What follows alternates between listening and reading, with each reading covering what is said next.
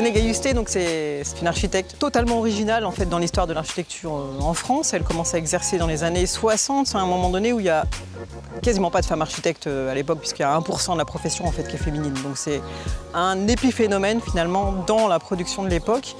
Et elle arrive, en fait, elle commence à produire au début des années 60, à un moment où le gros lot de la production de logements, c'est les grands ensembles, en fait. Par son travail, on comprenait qu'elle était en opposition avec l'urbanisation des années 60, avec la répétitivité des immeubles, des tours et des bars.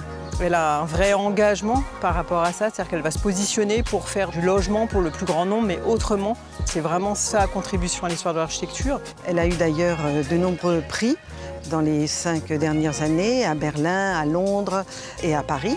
René Gayusté, elle a travaillé à la Maladrerie, à Aubervilliers. Elle a aussi construit dans d'autres communes du département de la Seine-Saint-Denis, dans le centre-ville de Saint-Denis, dans le cadre de la ZAC Basilique. Elle a aussi travaillé à Villetaneuse. Et puis elle a aussi construit un collège qui est extrêmement intéressant à Montfermeil.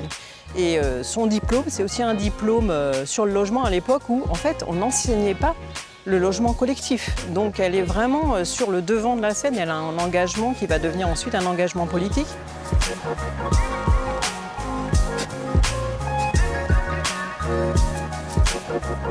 René Gayusté a réfléchi d'un point de vue urbain et d'un point de vue architectural. D'un point de vue urbain, en imaginant une ville complexe, ouverte, avec des lieux d'échange, des lieux de rencontre.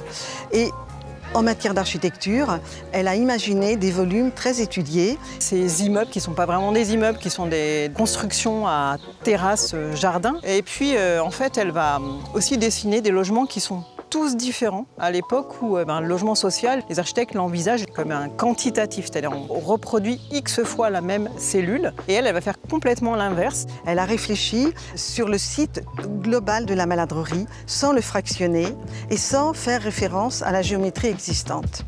En réfléchissant d'ailleurs au rapport espace extérieur et architecture. Ce qui fait que quand on se promène dans la Maladrerie, on a une grande qualité d'espace parce qu'ils sont délimités par une architecture très travaillée comme une sculpture.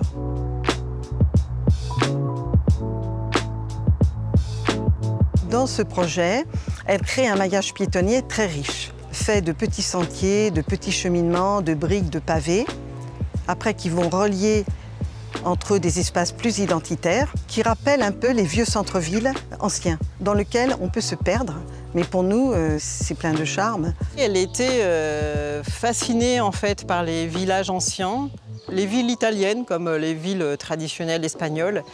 Et elle avait toujours à cœur de retrouver un peu ces organisations vernaculaires d'une manière ou d'une autre et de faire des plans comme ça qui n'étaient pas hiérarchisés avec des grands axes de circulation, mais plutôt trouver des cheminements où il y aurait des inattendus, des courbes, des découvertes. Et on a dans ce maillage piétonné des circulations à couvert sous les bâtiments et des circulations à découvert.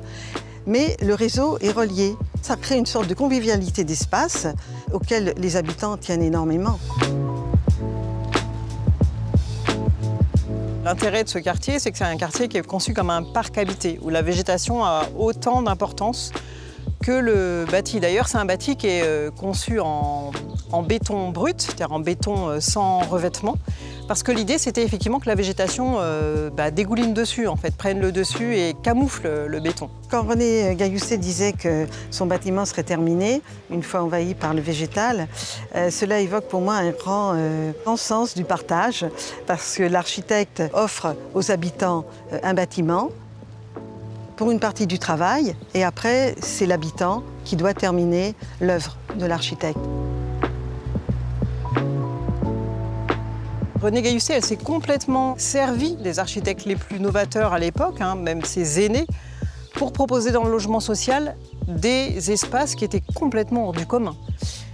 Et ce qu'elle a rajouté avec ça, c'est différencier tous les logements. C'est-à-dire qu'elle sort des formats quadrangulaires pour proposer des espaces en courbe, des espaces triangulaires. L'idée, c'est d'offrir dans une surface de logement HLM, c'est-à-dire de logement social qui est relativement réduite, l'impression d'espace, au-delà de la réalité de la surface.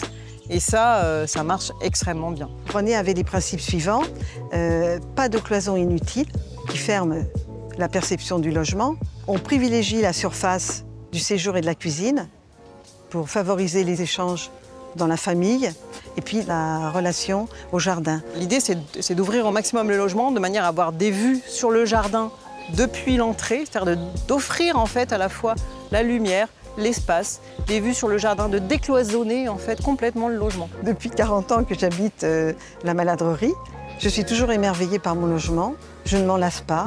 J'ai toujours le regard porté sur les volumes parce que j'habite un logement en duplex et quand je lève le regard vers la double hauteur, j'ai une terrasse qui donne sur cette double hauteur. Le logement est entouré de verdure et je ne me lasse jamais d'échapper du regard dans le logement.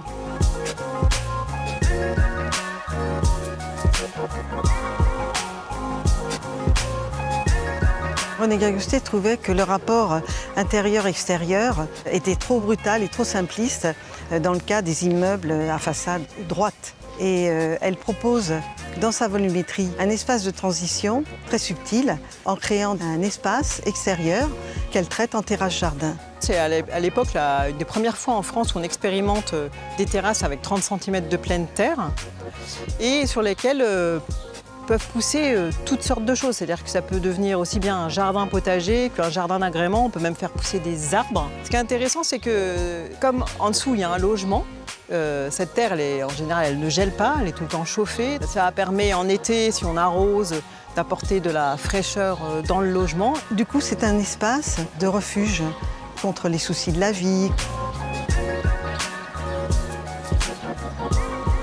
René Gailloustet arrive à des dispositions qui, actuellement, sont extrêmement pertinentes dans le cadre du climat que nous vivons aujourd'hui. C'est-à-dire que tous ces jardins-là créent un écosystème qui est extrêmement propice, finalement, à supporter la chaleur en ville. Avec la Maladrerie, elle a créé un rêve de ville pour les habitants. Et on le montre en exemple aux délégations d'étudiants qu'on reçoit, aux délégations de profs qu'on reçoit, en leur disant voilà, ça a été possible avec René Gailloustet à la Maladrerie. Reproduisez quelque chose de personnel et quelque chose qui soit vraiment une qualité de vie pour les habitants.